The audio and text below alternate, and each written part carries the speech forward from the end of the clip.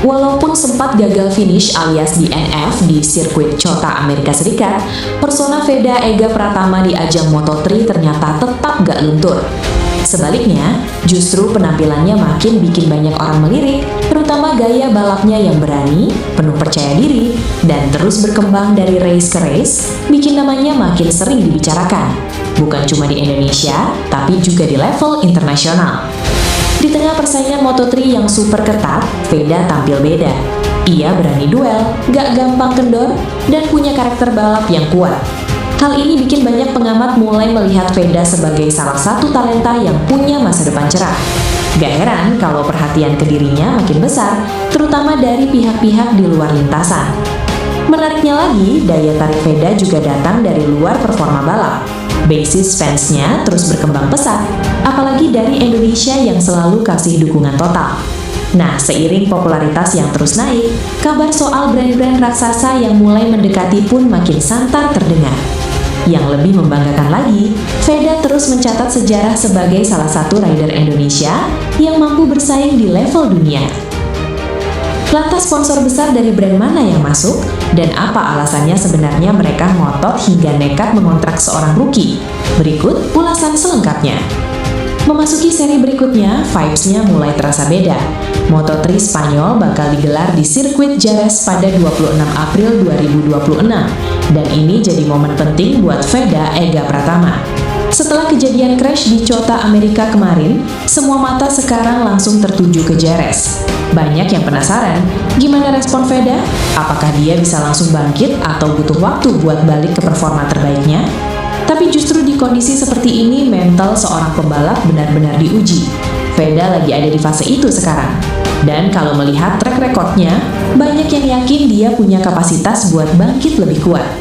Menariknya, Jerez itu bukan tempat asing buat Veda. Dalam 2 tahun terakhir, dia sudah 6 kali balapan di sini.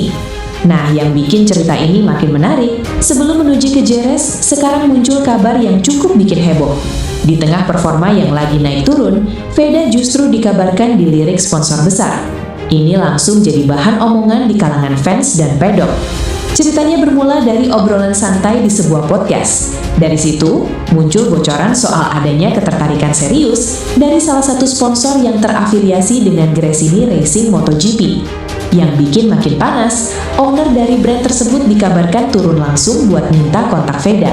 Ini jelas sinyal kuat, kalau sudah level owner yang bergerak biasanya ada niat besar di baliknya. Dari situ prosesnya mulai jalan. Kontak penting seperti keluarga dan manajemen Veda mulai dihubungi, jalur komunikasi terbuka, dan semuanya seperti mengarah ke potensi kerjasama.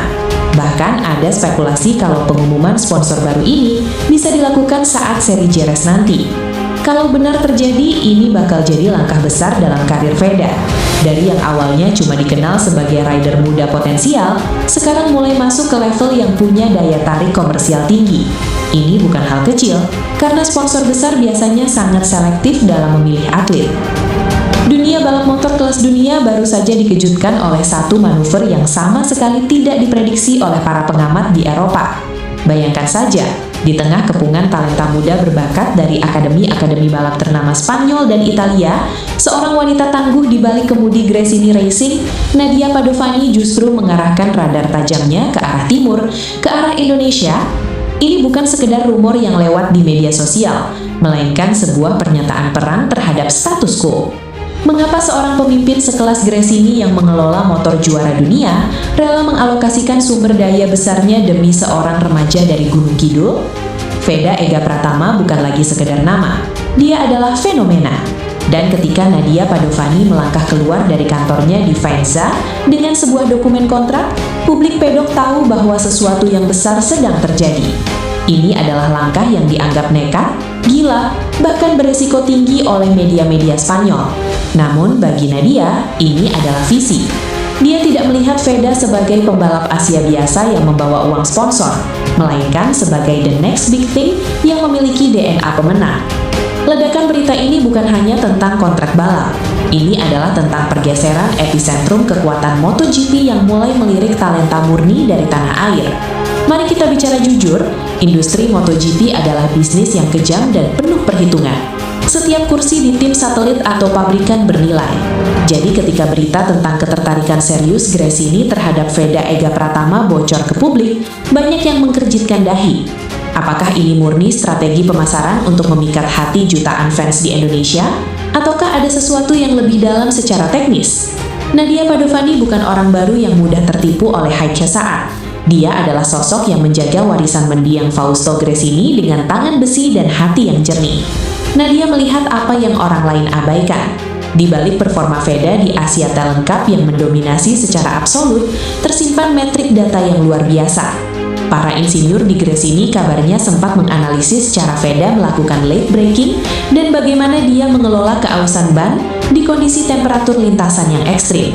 Hasilnya mencengangkan. Gaya balap Veda dianggap sangat kompatibel dengan karakteristik motor-motor Eropa yang memerlukan keberanian tinggi di tikungan cepat. Inilah alasan mengapa kata nekat sering disematkan pada kontrak ini.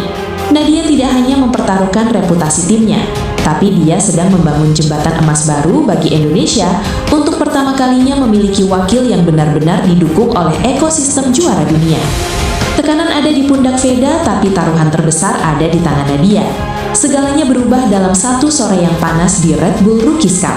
Di sana, para pencari bakat dari tim-tim besar berkumpul seperti burung pemangsa yang mencari mangsa baru. Veda Ega Pratama tampil tanpa rasa takut. Dia tidak peduli jika lawan di sampingnya adalah didikan Akademi Valentino Rossi atau Marc Marquez. Keberanian Veda untuk masuk ke celah sempit di tikungan terakhir itulah yang kabarnya membuat salah satu petinggi teknis Gresini langsung menelpon Nadia. Kita harus mendapatkan anak ini sebelum Red Bull atau KTM menguncinya. Itulah pesan singkat yang konon dikirimkan dari sirkuit. Ini adalah momen krusial di mana diplomasi di balik layar bermula. Negosiasi ini sangat tertutup, melibatkan banyak pihak dan tentunya manajemen Veda yang harus sangat berhati-hati. Pedok MotoGP adalah sarang hiu, dan Gresini memiliki kekuatan yang sangat baik. Gresini menawarkan sesuatu yang tidak dimiliki tim lain, kehangatan keluarga, namun dengan performa motor kelas 1. Inilah yang membuat Veda dan keluarganya yakin bahwa Gresini adalah pelabuhan yang tepat. Mereka tidak hanya melihat Veda sebagai pembalap, tapi sebagai proyek jangka panjang. Ketegangan sempat terjadi saat beberapa tim Moto3 lainnya mencoba membajak kesepakatan ini dengan tawaran yang lebih menggiurkan secara finansial. Namun, integritas Nadia Padovani menjadi pemenangnya. Sekarang mari kita masuk ke ruang mesin, ke tempat di mana Gresini menawarkan sesuatu yang tidak dimiliki tim lain. Karena angka tidak pernah berbohong, mengapa tim sekelas Gresini begitu terobsesi? Jawabannya ada pada data telemetri Veda. Para ahli data di Faenza kabarnya sempat membandingkan grafik pengereman Veda dengan beberapa pembalap top mereka di masa lalu. Hasilnya menunjukkan tingkat konsistensi yang tidak normal bagi pembalap seusianya. Veda memiliki kemampuan unik untuk mempertahankan kecepatan di tengah tikungan atau corner speed yang sangat tinggi. Sebuah atribut yang menjadi kunci sukses di kelas Moto3 dan Moto2. Yang lebih mengerikan lagi adalah ketenangannya saat berada di tekanan. Di kelas yang sangat rapat seperti Moto3, mentalitas adalah segalanya. Veda membuktikan bahwa dia tidak mudah panik saat dikepung oleh 5 atau 6 pembalap sekaligus. Dia tahu kapan harus menyerang dan kapan harus menyimpan tenaga mesin. Anak ini memiliki otak komputer dalam salah satu mekanik senior. Inilah alasan mengapa owner Gresini berani mengambil langkah beresiko. Mereka tidak hanya mengontrak seorang pembalap cepat, tapi mereka mengontrak seorang pemikir taktis yang mampu menerjemahkan instruksi teknis menjadi kemenangan di lintasan.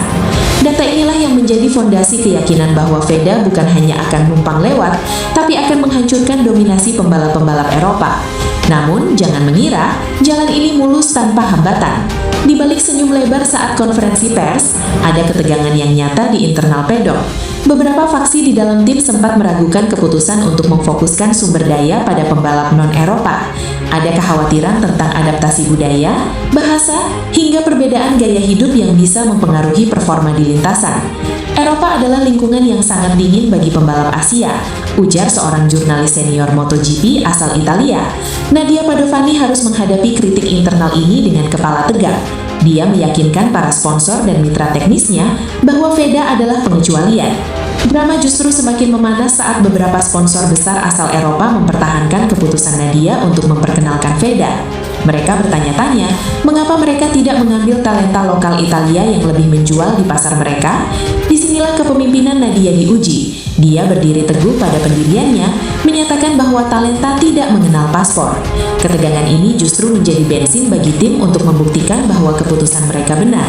Veda sendiri kabarnya menyadari situasi ini dan menjadikan motivasi tambahan untuk berlatih lebih keras dari siapapun di kamar pelatihan mereka. Kita tidak bisa mengabaikan fakta sejarah. Gresini Racing dan Indonesia adalah dua hal yang tak terpisahkan. Dari dukungan Federal Oil hingga Aspira dan Antamin, motor-motor Gresini telah menjadi baliho berjalan bagi produk-produk Indonesia selama lebih dari 1 dekade. Namun Nadia Padovani ingin melangkah lebih jauh. Dia tidak ingin Indonesia hanya menjadi donatur finansial. Dia ingin Indonesia menjadi bagian dari sejarah di atas podium.